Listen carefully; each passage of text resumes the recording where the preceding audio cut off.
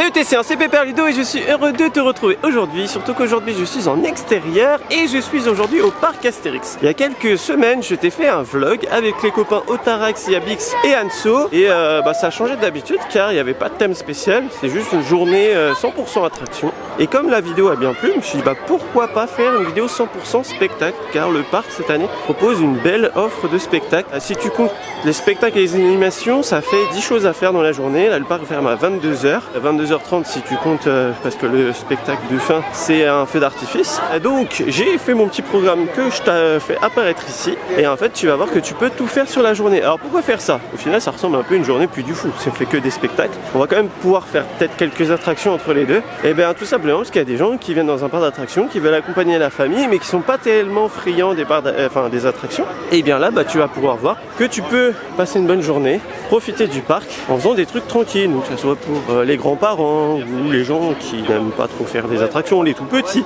Voilà, donc on va essayer de tout faire. Normalement j'ai le droit de filmer tout, peut-être Chronos qu'on va faire là juste là, peut-être j'ai pas le droit de filmer, donc peut-être que tu n'auras pas d'image et je te donne mon avis un peu sur chaque spectacle quand même. Comme ça je te dis si toi tu veux pas faire que des spectacles, quel est le spectacle plutôt à mettre en priorité par rapport aux autres.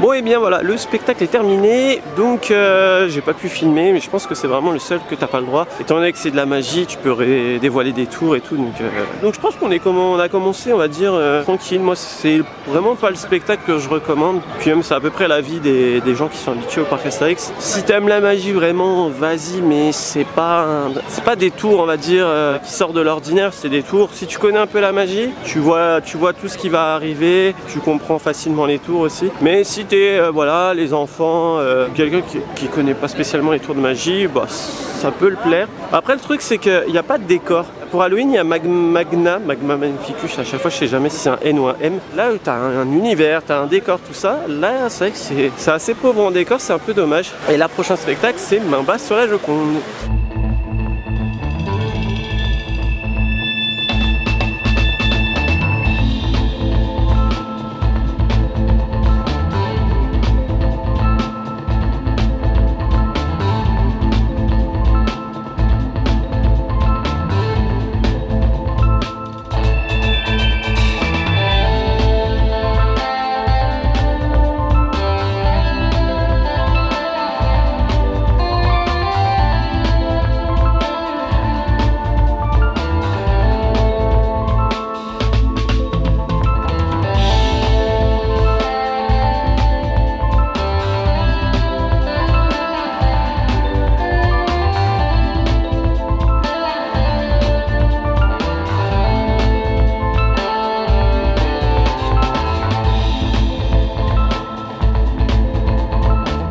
Bon et bien on sort de Main basse sur la Joconde, donc un classique, un spectacle qui date d'il y a longtemps, en 96, qui est revenu cette année. Je t'avais fait une vidéo d'ailleurs à ce sujet, donc si tu veux plus de détails sur ce spectacle, je t'invite à aller la voir. Mais bon, voilà, moi je pense que c'est l'un des incontournables dans les spectacles qu'on va voir aujourd'hui, c'est spectacle à pas rater. Ça plaît en général à tout le monde, hein. Il y en a qui n'aiment pas, mais c'est un spectacle, il y a de l'humour, il y a des cascades, un beau décor, il y a une histoire, enfin voilà, on est sur du gros spectacle, donc c'est pour ça que je recommande à tout le monde d'aller le voir, parce que c'est cool.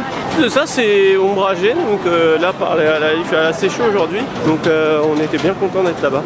Et là prochain spectacle ça va être Rififi dans la basse-cour. Donc là on va rentrer dans les spectacles qui ont un vrai thème sur la BD quoi. Parce que là c'est les deux premiers, c'était pas vraiment en rapport dans la BD.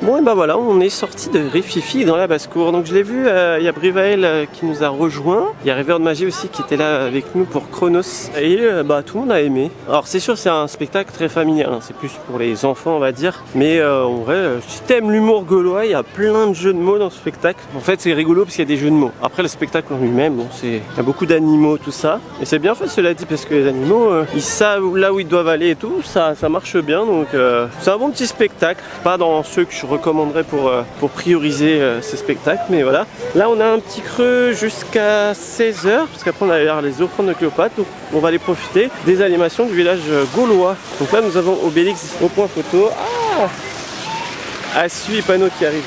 Pano, ça va Pano? Ça va, le gui est pas trop cramé avec le soleil? Ah c'est pas ouf hein. Ouais. Bof. Et Assu, t'as trouvé une nouvelle chanson ou pas? Une nouvelle chanson, ouais. Bon bah ça va. C'est le beau temps ça inspire.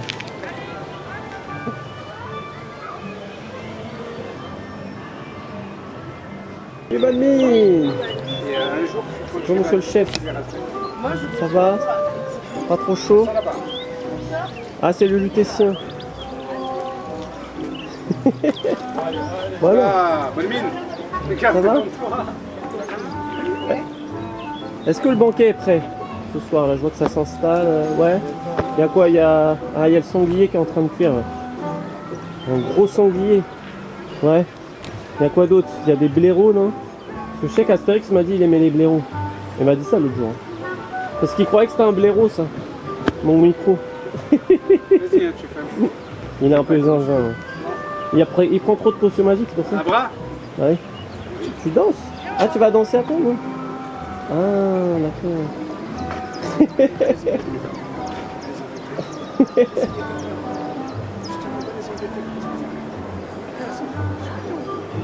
Bon. C'est quand même mieux quand vous fâchez pas. Des fois, je reviens, vous êtes pas. Fumer des coups de rouleau de pâtisserie et tout. Ouais, ah, il est un peu pénible. Ouais.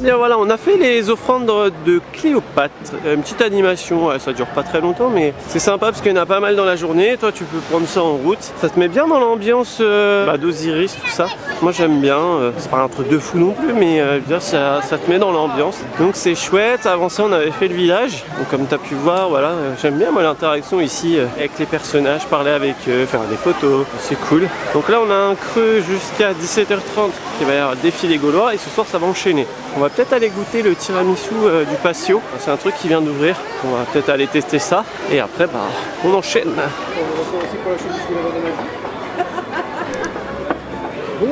Attends.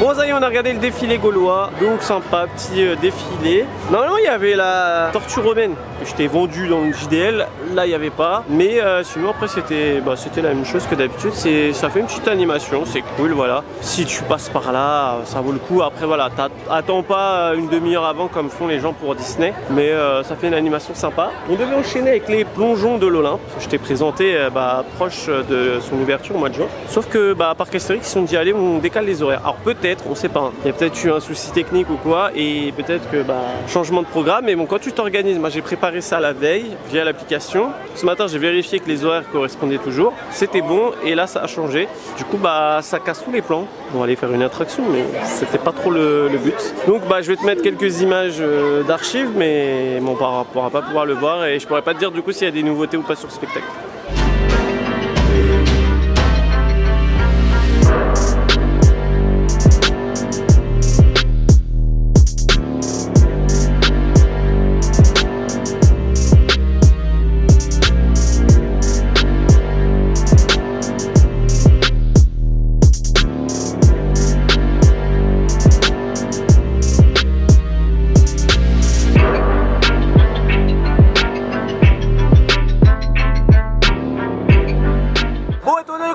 Des plongeons, on va faire un plouf, on va faire le grand splash.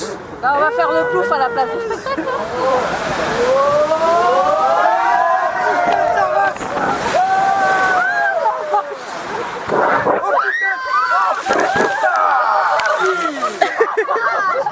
Je me méfie avec leur truc qui sort de l'eau. Oh, mais c'est nouveau, c'est sorti ce truc.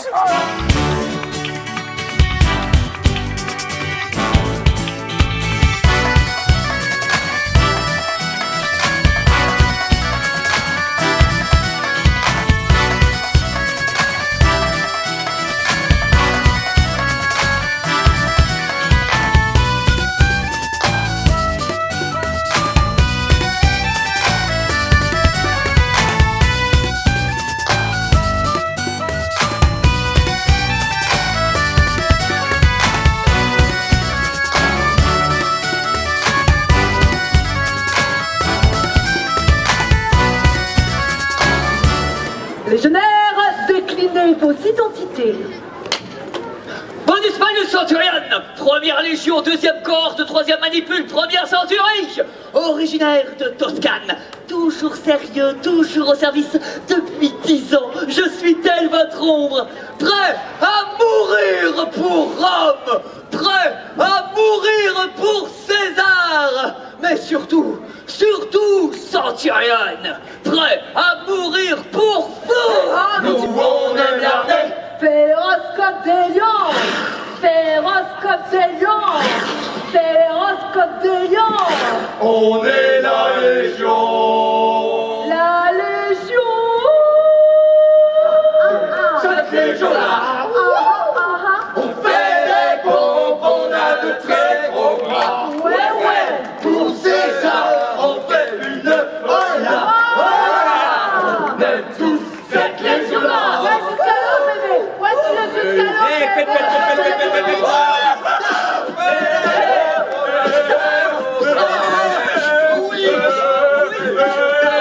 Bon, et bien on a vu Gaulois-Romain le match, suivi de la patrouille romaine. On a raté un peu le début de la patrouille romaine, car Gaulois-Romain le match, au final, ça dure un bon moment. Donc j'ai eu un peu d'infos quand même sur les plongeons de l'Olympe. Et il semblerait que hier, il y avait plus de monde dans le parc. Du coup, ils ont fait une supplémentaire à 18 h. Moi, hier, quand j'ai préparé ma vidéo, j'ai regardé l'application, parce que normalement, c'est à peu près les mêmes horaires. Et ce matin, j'ai quand même vérifié, parce que je me suis dit, ça se trouve, c'était les horaires d'hier et pas aujourd'hui. Je pense, alors soit j'ai regardé avant 10 h, du coup, elle s'était pas mise à jour, je sais plus en vrai. Donc, il se peut que l'application n'était pas à jour et aujourd'hui, il n'y avait pas de supplémentaire. Donc, fais attention quand même quand tu viens au parc, parce que là, en vrai, c'est frustrant. Je suis avec Rêveur de Magie, avec ses amis, ils avaient jamais vu le spectacle. Heureusement, il reste 2 jours, mais c'est frustrant. Tu dis à ton enfant, on va aller voir le spectacle ce soir, et au final, tu peux pas le voir. Donc, vérifie l'application régulièrement et va voir aussi devant les entrées des spectacles, parce que tu as les panneaux avec les horaires, et ça, c'est les opérateurs qui mettent au jour le jour. Donc voilà. Donc concernant Gaulois-Romain le match, c'est une des références quand tu viens à Astérix avec main basse sur la Joconde. Je dirais que c'est les 2 spectacles à ne pas rater.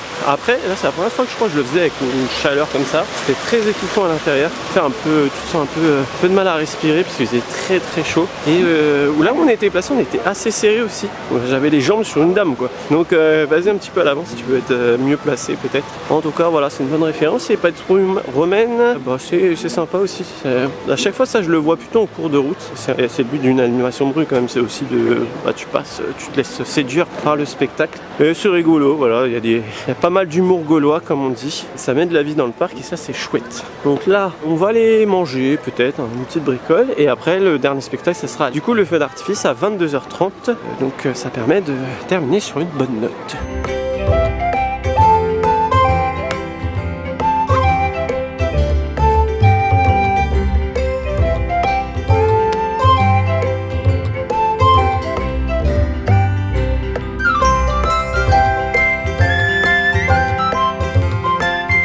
Et bien voilà, on a vu le spectacle nocturne, c'était cool. Alors, comme j'étais avec Rêveur de Magie Brével, il y a deux écoles. Il y a ceux qui sont comme moi qui aiment bien les trucs qui pètent de tous les côtés, parce qu'il y a du rythme, et d'autres disent que ça manque un peu d'harmonie. Et en fait, c'est une histoire sur les druides, comme dans la BD au final. Je sais plus comment ça s'appelle dans la BD, le tournoi des druides, enfin je sais pas comment ça s'appelle. Et en fait, chaque druide montre ses pouvoirs magiques, tout ça. Donc c'est vrai que ça pète d'un coup, ça se calme, ça repète d'un coup.